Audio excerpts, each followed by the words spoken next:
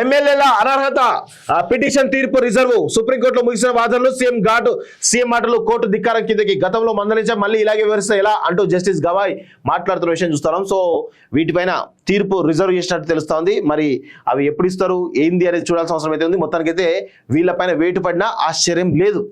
So ఎమ్మెల్యేల ఫిరాయింపు కేసులో సుప్రీంకోర్టులో విచారణ ముగిసింది. గురువారం పూర్తి వాదనలు విన్న జస్టిస్ గవాయ్ అగస్టిన్ ద్విసభ్య ధర్మాసనం తీర్పును రిజర్వ్ చేస్తున్నట్టు ప్రకటించింది. అసెంబ్లీ సెక్రటరీ తరఫున అభిషేక్ మను సింఘ్వి, బీఆర్ఎస్ తరఫున సీనియర్ న్యాయవాది ఆర్యమా సుందరం తమ వాదనలు వినిపించారు. అయితే వాదన సందర్భంగా రాష్ట్రంలో ఉప ఎన్నికలు రావు అంటూ ఇటీవల అసెంబ్లీ వేదికగా సీఎం రేవంత్ రెడ్డి చేసిన వ్యాఖ్యలను అడ్వకేట్ ఆర్య కోర్టు దృష్టికి తీసుకెళ్లారు. సీఎం మాట్లాడిన ఫుటేజ్ ను న్యాయమూర్తులకు చూపించారు. 8 వారాల్లోగా కేసులో తుది తీర్పును వెలువరించాలని ధర్మాసనాన్ని కోరారు.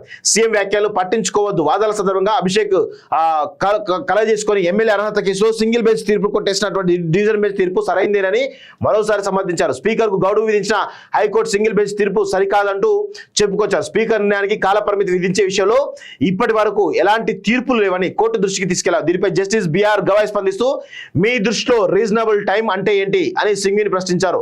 న్యాయవాదులు ఇలాంటి కేసుల విషయంలో వ్యవహరించే విధానం సరికాదని అన్నారు. కోర్టుకు వచ్చిన తర్వాత వారి తీరు పూర్తిగా మారిపోతుందని కామెంట్ చేశారు. సీఎం వ్యాఖ్యలపై అభిషేక్ కోర్టుకు వివరణ ఇస్తూ విపక్షాలు రెచ్చగొట్టే వ్యాఖ్యలు సీఎం అలా మాట్లాడే ప్రయత్నం చేసి అని అన్నారు. వాటిని పట్టించుకోవద్దని కోర్టును అభ్యర్థించారు. సీఎం సమయం పాటించారా అంటూ జస్టిస్ కూడా మొట్టికాయలు వేసినట్టుగా చాలా స్పష్టంగా అర్థమవుతుంది.